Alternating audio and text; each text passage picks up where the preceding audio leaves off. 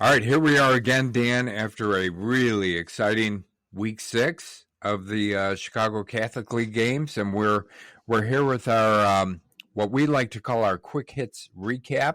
But I think one of the more exciting parts of this is we get to announce the Zuko's Dog of the Week award as well, right?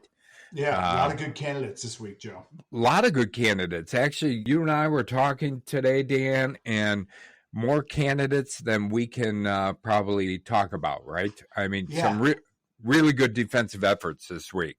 Yeah, and the thing that's kind of cool, and you start to see why players are all division and all conference by the end of the year, because they come up over and over and over again. It's not by accident. It's not by luck that the same guys show up. And as a coach and as a teammate of these guys, you really count on them. You lean on them. They're your leaders, and that's why they show up. And they show up because they're good. You know what I mean? They just it's how you start to see players separate themselves from as guys who are the leaders in the conference and guys who are talked to by colleges and continue their career and all that stuff.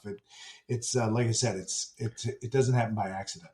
No, it doesn't. And one of the things that maybe I learned this week is that how important the stars are, Dan, and I'll call them stars, right? Those players who show up every week, week in and week out, and really make a difference in the games. And we've got a bunch of those in the Chicago Catholic League. But, when one of those goes out or two of those goes out, and you talked about injuries, right? And how that's so important at this point in the season. Guys are getting nicked up, banged up. When your stars are out, it makes a difference in your game. And we saw that in some of the games this week, not only from a positive standpoint where, kind of some of the stars stepped up and delivered again, but in some cases where some of the stars were out, and it made a real difference in that game. Yeah. And, I think you can set your watch by it, that week 5, after week 5, week 6, you start to see those injuries, and that's when you can, like a sprained knee, something that is a 4 to 5 week injury, kills you because it's a critical player who's going to miss the rest of the season. And whereas if it happened in August, the first day of practice, or in the summer, it doesn't bother you, obviously, but you really start to see that take effect late in the season. And I think it's even a bigger factor in the Catholic League in today's football because, some of these schools that we've talked about since day one when we've done this podcast, the numbers, there's numbers crunches on some of these schools. So right. Yep. So injuries are a huge deal, and it's like I said, it's something that teams have to deal with every single year. Yeah. Yeah. So, and it's some of the teams that deal the best with that, or who's the next man up and steps up, in that role, and fills in for somebody, one of your key players and one of your stars, when it comes down to the end of the season and, who gets into the playoffs, who doesn't, that type of thing.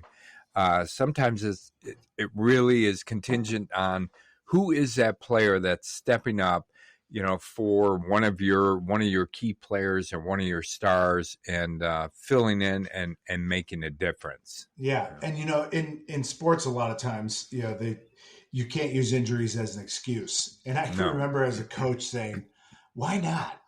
Especially right. Yeah. Like we didn't sign, we don't have a 53-man roster. We don't have 100 kids, 80 kids on scholarship or whatever it might be.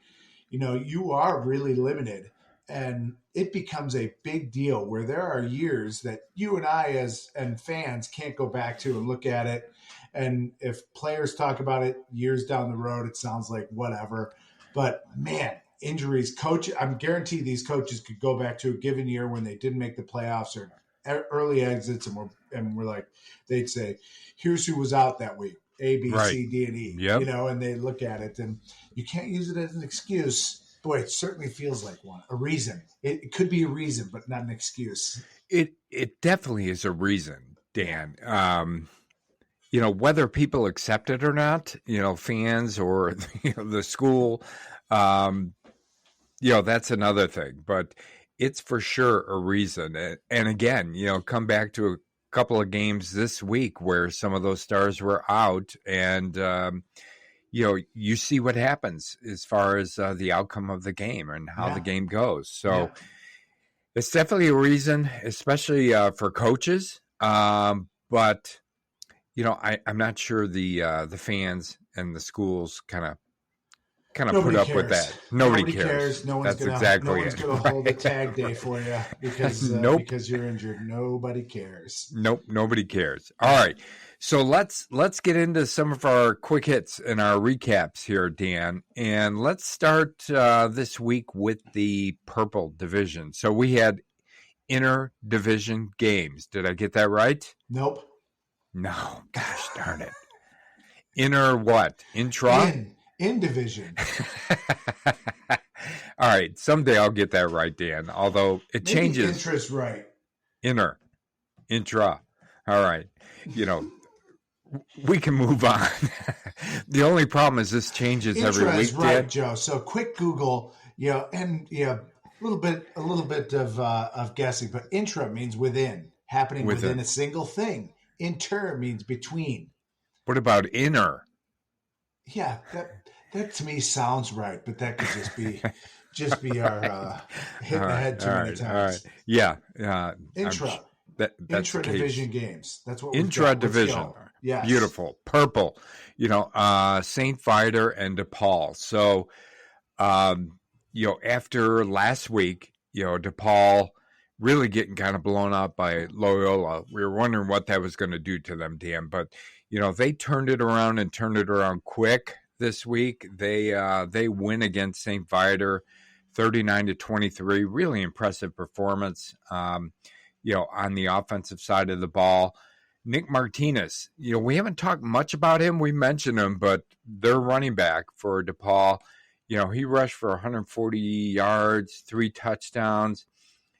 He's averaging over 100 yards a game rushing, which I didn't realize until I looked at some of his stats today. Obviously we've talked about Juju Rodriguez. He threw for, 220 yards, a touchdown.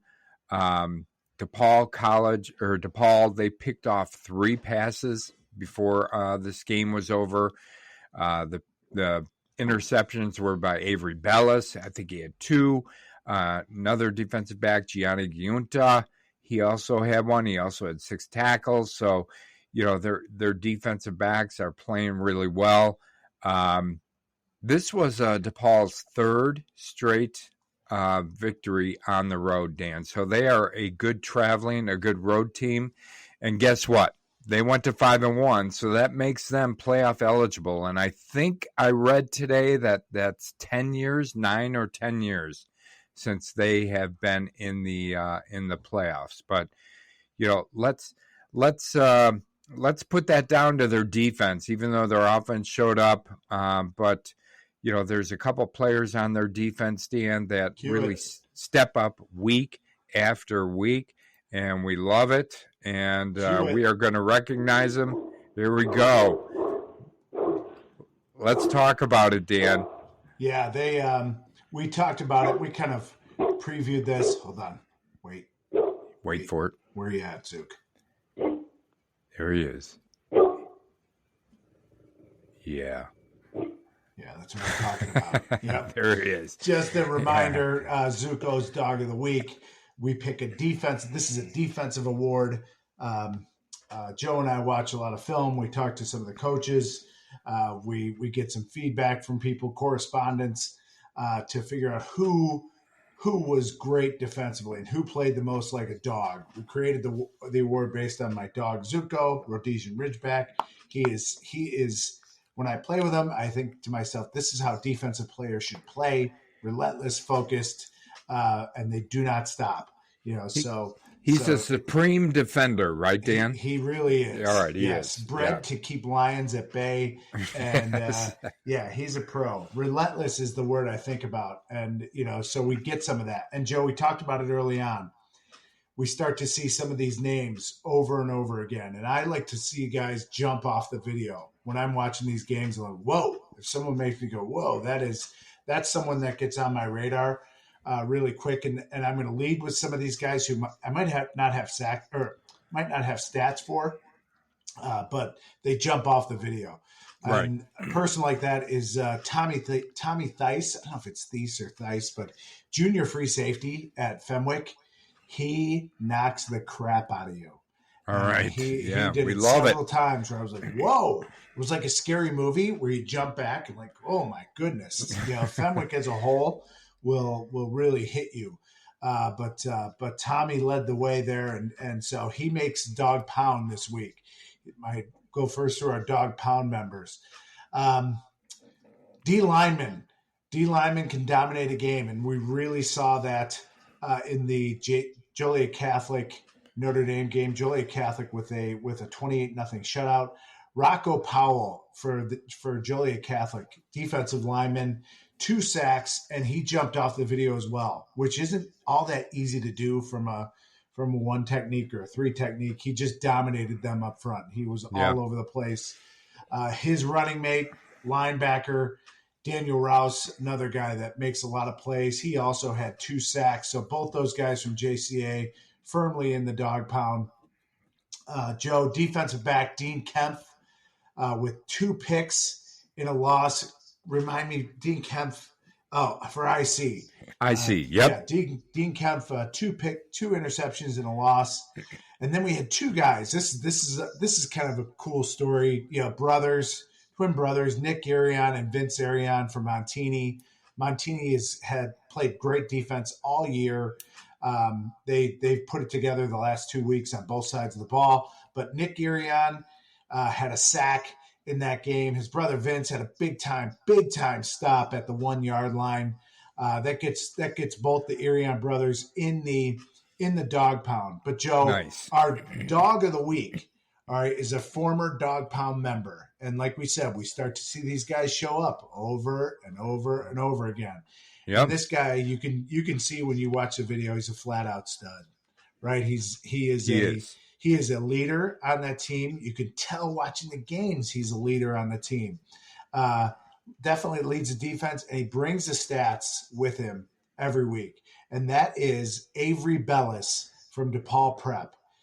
He had 6 tackles. He had 2 interceptions. This is another week where he's had multiple interceptions and tackles. He's a guy that shows up every single week for DePaul, and he is a worthy dog of the week. So Joe, Avery Bellis, DePaul Prep, free safety, dog of the week. Sweet. All right. Yeah. Let's give him his due, Dan. Yep. He's earned it. So yeah, congratulations to Avery. And these guys, like I said, you start to see those names show up over and over again. So congrats to Avery. But Joe, I'm sorry. Go ahead. No, the only other thing and you mentioned this, Dan, when you were leading into this conversation, you said Zuko was the protector from Lions. Yeah. So Avery Bellis, our dog of the week, right? St. Viator, they're the Lions, yeah, right? That's it. He did his job. True dog of the week. He truly is dog of the week this week. And the other thing about Zuko and these dogs, and probably all dogs, but that Zuko will play a lot of Frisbee. And one thing that I noticed about him early on is he high points it.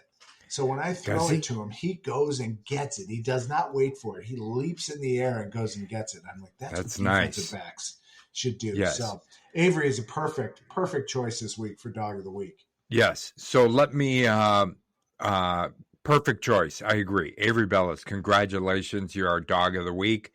I did want to, let's see, just finish up with Viator and DePaul, Dan. Just DePaul takes on, let's see, Carmel next week, who's 3-3. St. Viator, they take on Montini. So, it's going to be some good games, for those two Yeah, teams. Like we said, DePaul punched their playoff ticket, 5-1.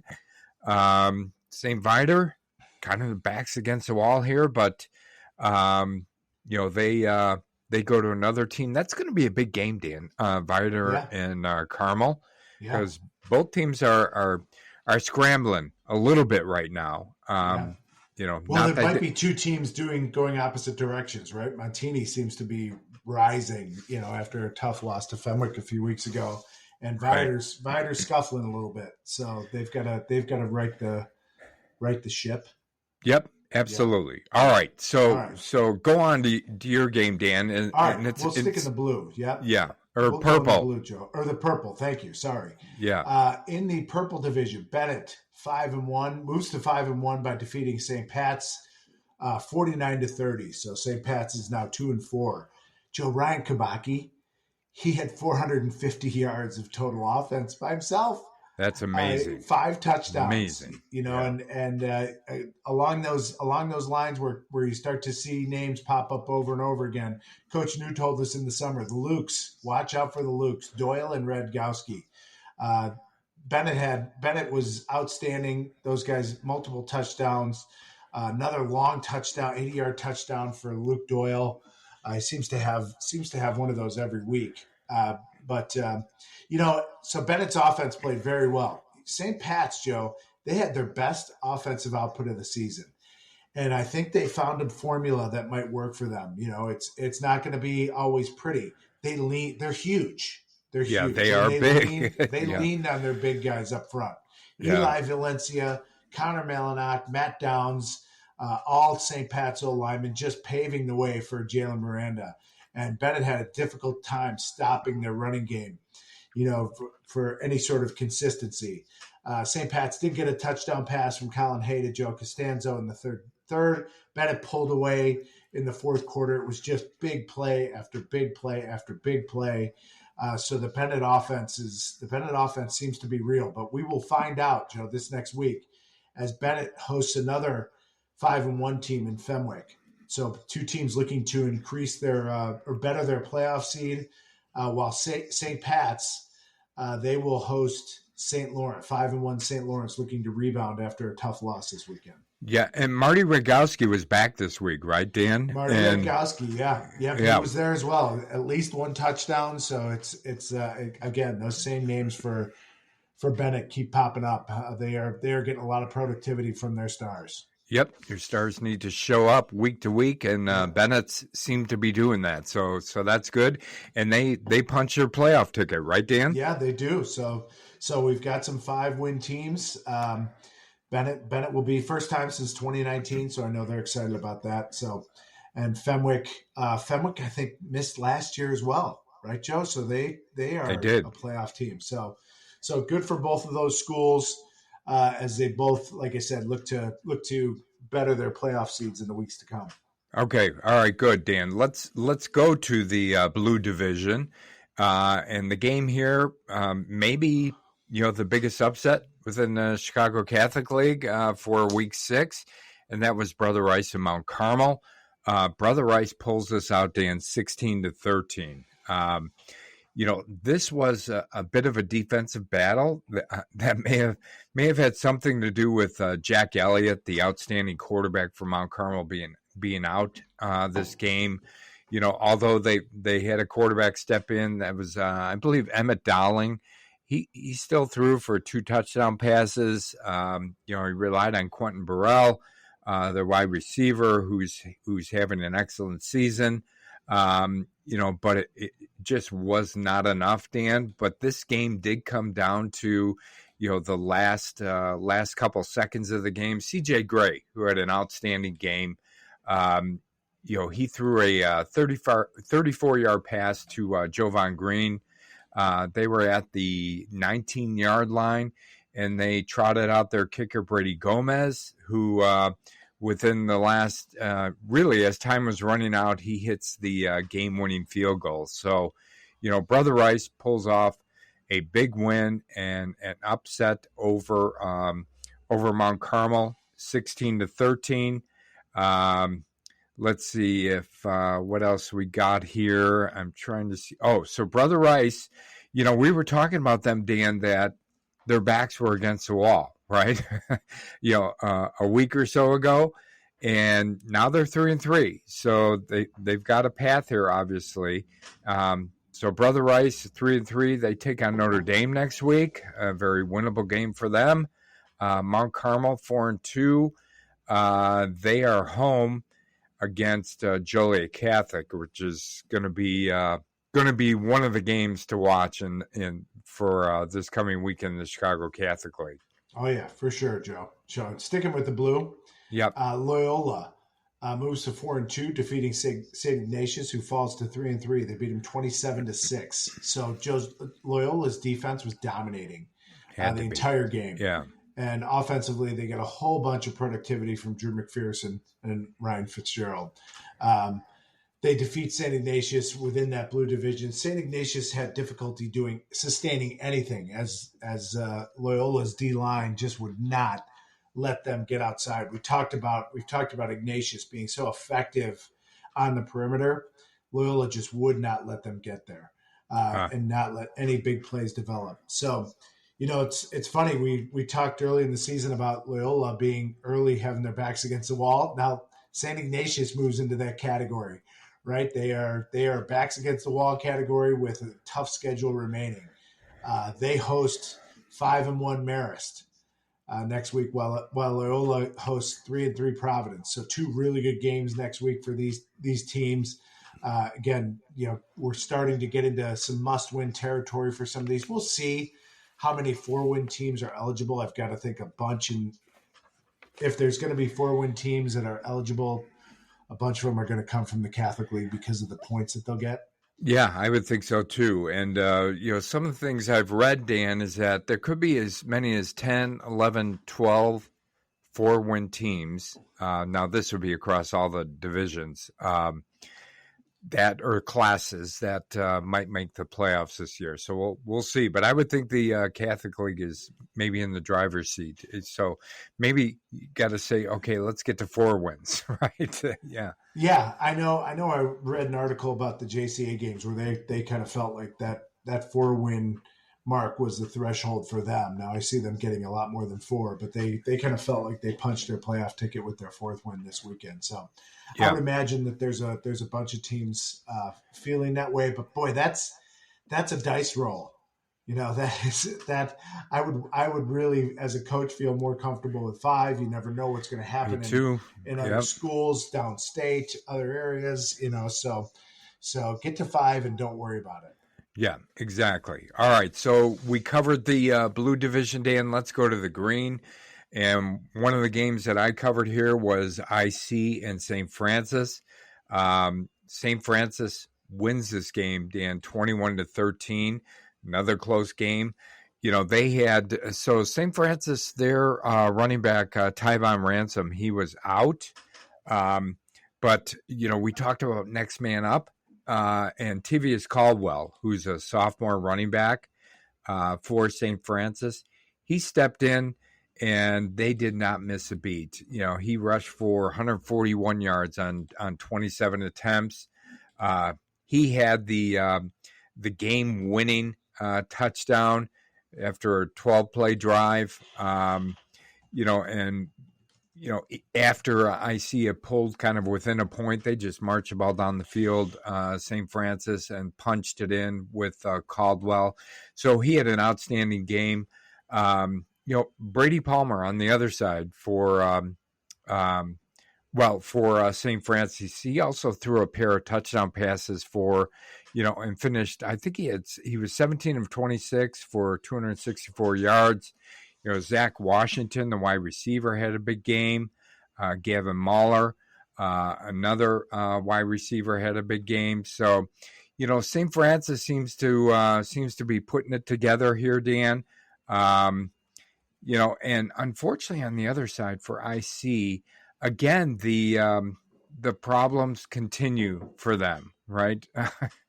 They've had kind of a strange season so far. They've really put themselves in a tough spot right now. I think they're 2-4.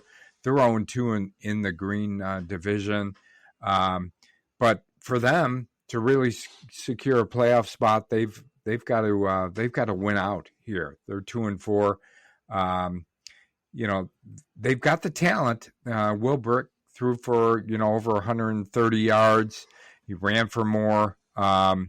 We mentioned Dean Kempf in the dog pound. He had 2 interceptions. The other thing I saw is that IC had 2 touchdowns, which were called back by penalties late in the game, so that hurt him big. It is a killer. But St. Francis, they win this 21-13. They're now 4-2. They'll take on Marian Catholic in their next game. IC is 2-4, really in a must-win situation, and they go to Marmion, Dan. All right, Joe. Well, within that same division, within the Green division, we had a great game that we were looking forward to. Nazareth, in kind of a surprise score to me anyway, moves to 5-1, punches their playoff ticket, defeating St. Rita, who falls to 4-2, 45-21. The same cast of characters again for Nazareth. Logan Malachuk was outstanding. 2 touchdown passes to Trenton Walker, another touchdown pass to Jake Sestone. It's becoming a very common thread this year. They're really, really difficult to stop offensively, and against a really talented and strong St. Rita defense, it was really an impressive win for Naz. They would definitely be climbing up the power rankings for the Catholic League, maybe into that top spot, maybe 1 or 2, depending on what's happening in some of the other divisions with injuries. But so far they're healthy, and like I said, they've moved to 5-1, completely flipping around their previous season's records. Completely flipped it around. So they're in a great spot as 2-time state champion defenders to be in a great position for great seeding come playoff pairings time. Yeah, Joe. Go ahead. I was going to say St. Rita's had Stephen Armbruster had a nice night, connecting with Walter Jones and Tyler Perry for TDs, while sophomore Brandon Johnson scored a late rushing touchdown. We'll see if what Nazareth does next week. Although I can't imagine, they're going to be, if they can find a game, because they're scheduled to have De La Salle. I can't imagine people are burning up the phones to play Naz. So, which is a bummer. So we'll see what happens. And then St. Rita travels to Leo. So Leo's no longer winless, but that'll be a tall task for Leo facing St. Rita coming off a loss. It will. And at this point in the season, Dan, for Naz, I know they're going to get the forfeit win next week, where they were going to be playing De La Salle, but this might come at a really good time for them. I'm sure they've got some guys nicked up and that kind of thing. So, maybe a week off and get healthy, for that final stretch and then into the playoffs might be a good thing for them. Yeah, they're probably saying that they're owed a little football karma, right? From previous seasons. Yeah, they've had to deal with injuries and that. Now it's hard to say that about a 2-time defending state champion, but right. They perhaps feel that way, and I'm sure if someone offers to play them, they'll play. They're that kind of team, but if not, they'll make good use of the off week. Yeah. Okay. All right. So that's the Green division, right? Let's go to the Orange division, Dan. And one of the games here was Marist and Providence. So Marist punches their playoff ticket as well, and they go to 5-1. They beat Providence 28-7. We mentioned kind of the names that keep coming up week after week after week as far as top performers. That doesn't change here for Marist. Jake Ritter, he had 115 passing yards and a touchdown. The running back, Johnny McAuliffe, had 90 yards rushing and 2 touchdowns. Wide receivers, Brendan Dorn and Gavin O'Brocta, both with touchdowns. So, their Marist, really kind of controlled the ball in this game. Was able to keep, Providence's offense off the field and put up some points. And then, Providence, again, Dan, was not very effective on offense. So even though their defense, they were able to hold Marist to under 300 total yards. Um, but they only had like 170 yards total offense for Providence this week. Now, I know Marist is a really good defense, and we've mentioned that. But if Providence can't find some offense here, they're going to have a really tough go to get to enough wins to get them into the playoffs. Samaris 5-1 now, as I mentioned. They go to St. Ignatius next week, while Providence, who's 3-3, they go to Loyola and take on Loyola. So, Providence has got a tough path there, Dan, to that 5 wins and the playoffs. Yeah, we'll see. We'll see if they're one of those 4-win teams that looks like they could get in. That'll be interesting to watch. And it'll be. I know they didn't have De La Salle on the schedule, but how many playoff points did you say that is when you get 3? A forfeit? 3. So yeah, I mean, is that good or bad? Who knows? But it's definitely something to keep an eye on as we start to count playoff points near the end of the season. Yeah, for sure. All right, and Joe, continuing in the orange, Joliet Catholic beats Notre Dame 28-0. Joliet Catholic moves to 4-2. Notre Dame drops to 2-4. JCA just dominated this game on both sides of the ball. Larry Stringham just continues to pile up yards and touchdowns. Over 150 yards rushing, 2 touchdowns. The defense was led by 2 Dawg Pound members, Daniel Rouse and D lineman Rocco Powell, with 2 sacks apiece. We mentioned Notre Dame continues to struggle offensively with the 4th straight shutout, getting shut out for the 4th straight time. It's got to be really frustrating. They do have some exciting players, Joe. Sophomore running back, Throy Nightingale. He ran the Wildcat. They use him kind of in Wildcat formation. Okay. He's only a sophomore and he's not very big. He is as elusive a player as I've seen. I mean, he's going to be a guy to keep an eye on because he's got great skills running the football, and so he's really tough too. He took a beating from JCA and kept getting up. So yeah, he's going to need it as Notre Dame travels to Brother Rice next week, and Joliet Catholic takes on Mount Carmel in what is the battle of the state title champions. So both those schools are now tied with 15 state titles apiece. I know that is a title that is really important for Joliet Catholic. Yeah. And they've talked about it publicly this year. It's a big deal to them. I'm sure it's going to be a focus. That's definitely going to be a game to watch next week, Joe. And it'll be interesting to see if Jack Elliott is healthy, can come back. Where he's at, if it was an injury, I don't even know. I don't know if you read it. He was out for injury. He was. But he was. Okay, that's confirmed. Yeah. So yeah, it'll be interesting to see if he's back for sure, back in 100%. But so really good one to kind of put a pin in for next weekend. Yeah, for sure.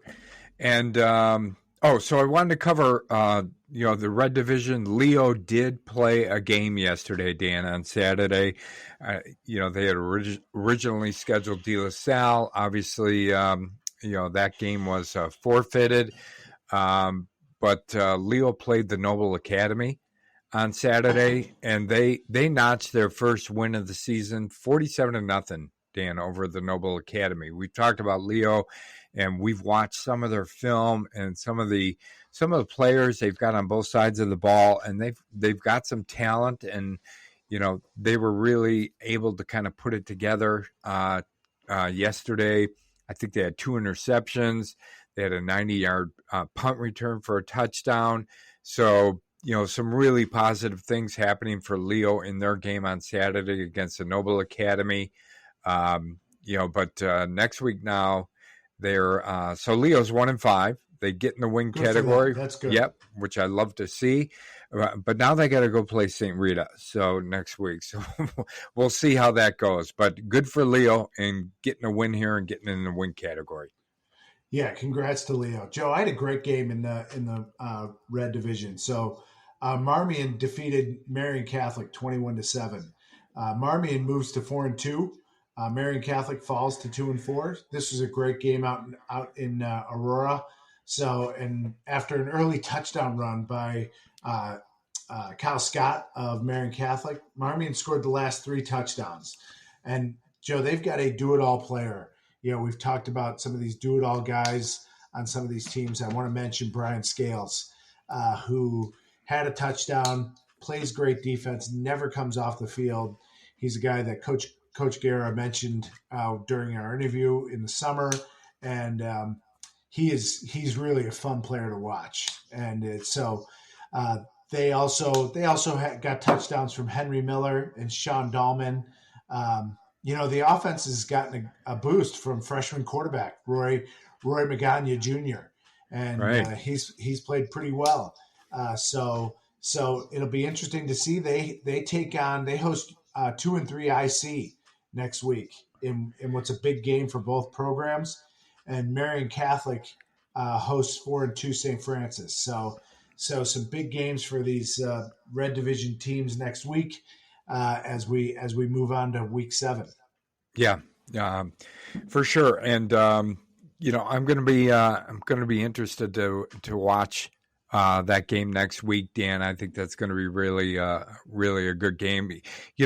As we're going through this and we're mentioning who they play next to each of the teams, I thought every week there's good game after good game after good game coming up, within the Chicago Catholic League, and that's just going to continue from now through the end of the season till we get to the playoffs and then beyond, I'm sure. Yeah, and you're going to have some of those. Well, whether it's 3 and 5, 4 and 4 teams matching up late in the year, or a team that's 3 and 5 going against a team that maybe is 7 and 1 or something, that the 3 and 5 team really needs the win, to try and hang on. And so it just gets more and more intense as the year goes on, Joe. And you start to see it. We've talked about some of the factors playing into games in this part of the schedule. So every week there's great storylines every week. You can find something interesting in just about every game. Yeah. All right. So let's our last division, Dan, the white division, and talking about good games or mentioning good games, the Montini Carmel game. We were looking at this one before it happened and saying this should be a really good game, and it was. But Montini definitely was ready to play this game, and it showed. They win over Carmel 34-16.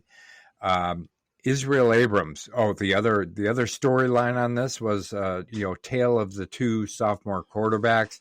You got Israel Abrams for Montini, and then Trey Taylor for Carmel. Israel Abrams really came out on top, and as far as that was concerned, Dan, he had 269 yards passing, 3 touchdowns. I think he even had 2 touchdowns called back for penalties as well. A guy that we loved, at the very beginning of the season, and talking to Coach Bukowski, it's Antonio Flores. He really exploded in this game at wide receiver. Had a really big night with a touchdown. I think he had over 150 yards receiving. But I think maybe the story of this game for Montini, and it's been that way for the whole year, is their defense really came up big. Like I said, they held Trey Taylor down, and their defensive line led by some of those you mentioned earlier: J.C. Hayes, Nicky Castaldo, Douglas Matele, the Arian brothers, Nick and Vince, made some big plays. The defense really showed up. They stopped Carmel when they needed to. They kept Trey Taylor in check, and they go 4-2 now, and they're on the cusp of getting into the playoffs, and I think they're really gelling and progressing. Their offense maybe was a little, it took a while for them to get on a roll, but the last 2 weeks, I think they scored 55 points 2 games ago, and now another 34 points. So Montini is really clipping along right now, Dan. Yeah, we talked about riding the Bronco, right? Riding the Bronco. Yep. Yeah, I've liked them. I thought from the start of the year, I thought this is one of those years they're pointing to, and they've got a lot of things coming together. I think the change at quarterback, has been really beneficial for them. They've got a playmaker in Abrams, and that always helps. I think if you can get the ball to Florio and some of those guys on a regular basis, they've got a really good shot to make another nice deep run come playoff time. Yeah, and I don't know if I mentioned this, but Montini's 4-2. They go to St. Viator next week, try and get playoff eligible. Carmel 3-3. They're 0-2 in the white division. But they go to DePaul Prep, Dan. So, their schedule doesn't get any easier, obviously, with DePaul Prep the way they're playing right now. So Carmel, you gotta put kind of in that category where maybe they're on wall. Their backs against the wall, right? Yeah, I hate to say that. We've got a list, right? We've got a list. So another really good game to watch next week. Yeah, Joe. And finishing up in the white, one of the more anticipated games that we had last weekend was Fenwick and St. Lawrence. So Fenwick comes out and beats St. Lawrence. Both teams now 5-1. St. Lawrence had already become playoff eligible the week before. They were our last undefeated team. So Fenwick moves to 5-1, where they join St. Lawrence at 5-1. But Fenwick wins this game 37-15. Fenwick really came to play. They controlled this game pretty much from the start. The defense, as I mentioned in our open, their defense makes you say, whoa, yeah, when you watch them. They knock the snot out of you, led by Jack Paris, Tommy Thies, and Nate Marshall. And speaking of Nate Marshall, he's one of these two-way guys that's just outstanding. Obviously, he's one of the best players in the country. He took a 15-yard out pass at the wide receiver position and turned it into a 60-yard touchdown. Guy can really run. He looks significantly thinner than from the video I watched last year. I don't know if that's something he's worked on, or maybe where he's looking to play in college. But he's the whole package for sure. Yeah, I saw him give the Derrick Henry stiff arm on that play, Dan, where he ran for a touchdown. Yeah. He does a little bit, the way he runs. But yeah, he's a force to be reckoned with. Yeah. And I didn't know this during the game. It was reported that neither Chase Kwiatkowski nor Harley Ridds played in this game. So we talked about injuries becoming a factor, and they certainly show up in this game if that's the case. And this is a rough and tumble division. The white is not for the faint of heart, for sure. So it'll be interesting to see how these two teams move forward. Fenwick, in what will be an interesting game, goes to 5-1 Bennett, while St. Lawrence travels to the north side to face 2-3 Pats. So St. Pat's. So good inter-division games there, Joe, next weekend. And, did you say inter? Inter versus this week's intra. All right. Our grammar teachers would be so proud of us. They would. I did cheat, use Google just to confirm, but it's even if we got it wrong, Dan, they'd be proud of us. Just that we're discussing it and we want to get it right. Exactly. Yeah. So, all you youngsters out there, intra is within, inter is between. Right. So you just mentioned another really good game next week, Fenwick and Bennett, right? Yeah. Both 5-1. Interesting.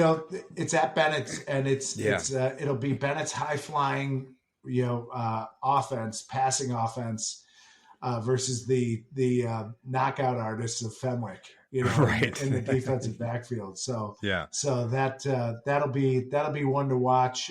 Definitely one we'll have our eye on during Friday Night Blitz.